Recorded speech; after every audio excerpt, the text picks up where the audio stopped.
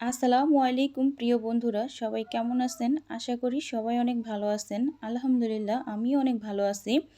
আজকে আমি আপনাদের তৈরি করে দেখাবো কিভাবে কাঁচা পেঁপে ভর্তা করতে হয় সেই রেসিপিটি। আমরা অনেকেই পেঁপে অনেক কিছু করে খেয়েছি, কেউ সবজি দিয়ে, কেউ গোশ দিয়ে। তবে আজকে আমি আপনাদের যে প্রসেসে পেঁপে ভর্তাটি করে দেখাবো অবশ্যই আপনাদের ভালো লাগবে। আর এই পেঁপে ভর্তাটা কিন্তু গরম ভাতের সাথে খেতে কিন্তু দারুণ লাগে।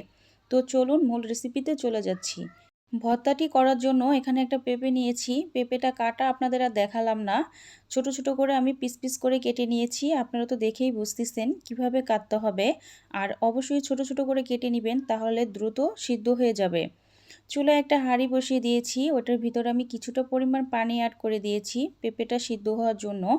এখন আমি একটা খুন্তি দিয়ে একটু নেড়ে দিচ্ছি। ঢাকনা দিয়ে আমি 10 মিনিটের মতো ঢেকে দিব। যখন বলক উঠে যাবে তখন আমি ঢাকনাটা তুলে নিব। দেখুন পেঁপেটা কিন্তু প্রায় 80% সিদ্ধ হয়ে গিয়েছে। এই পর্যায়ে আমি স্বাদমতো কিছুটা লবণ অ্যাড করে দিলাম যেন দ্রুত পেঁপেটা সিদ্ধ হয়ে যায়। অলমোস্ট পেঁপেটা সিদ্ধ হয়ে গিয়েছে, তাই চুলা থেকে আমি নামিয়ে ফেলবো।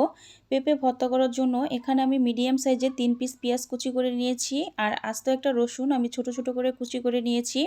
আর এখানে 6 থেকে 7 পিসের মতো কাঁচামরিচ ফালি করে নিয়েছি।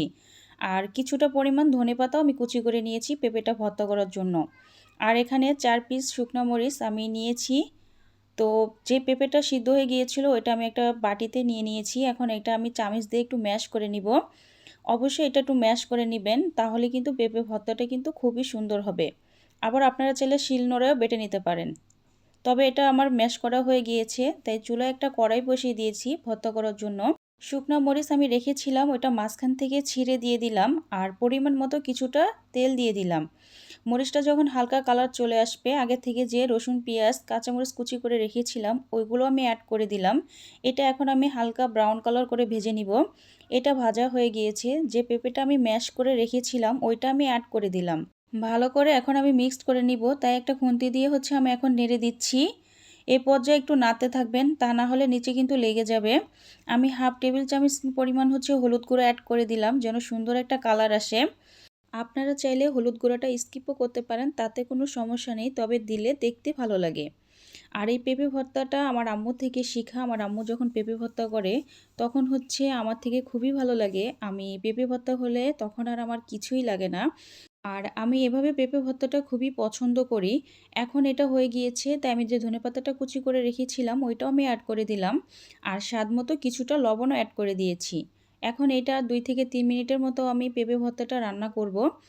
অলমোস্ট পেঁপে ভর্তা কুক আমার ডান। এটা আমি চুলা থেকে নামিয়ে ফেলবো। এটা এখন আমি পরিবেশন করে নিব। তাই একটা প্লেটে আমি সাজিয়ে নিয়েছি।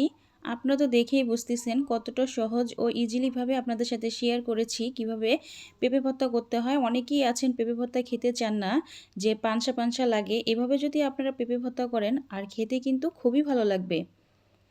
আশা করি আমার আজকের রেসিপিটি আপনাদের থেকে অনেক বেশি ভালো লেগেছে। আপনারা এভাবে বাসায় ট্রাই করবেন। আর হ্যাঁ, খেয়ে কেমন লাগলো কমেন্ট করে আপনাদের মন্তব্য রাখবেন। সবাই ভালো থাকবেন, সুস্থ থাকবেন, আর আমার জন্য দোয়া করবেন। আর আমার রেসিপিটি যদি কোথাও একটুখানি ভালো লাগে তাহলে প্লিজ একটা লাইক দিবেন। আর যারা নতুন এখনও আমার চ্যানেলটি সাবস্ক্রাইব করেননি, প্লিজ আমার চ্যানেলটি সাবস্ক্রাইব করে দিন, পাশে থাকা বেল আইকনটি প্রেস করে দিন। Thank you for watching my video. Okay, আল্লাহ হাফেজ।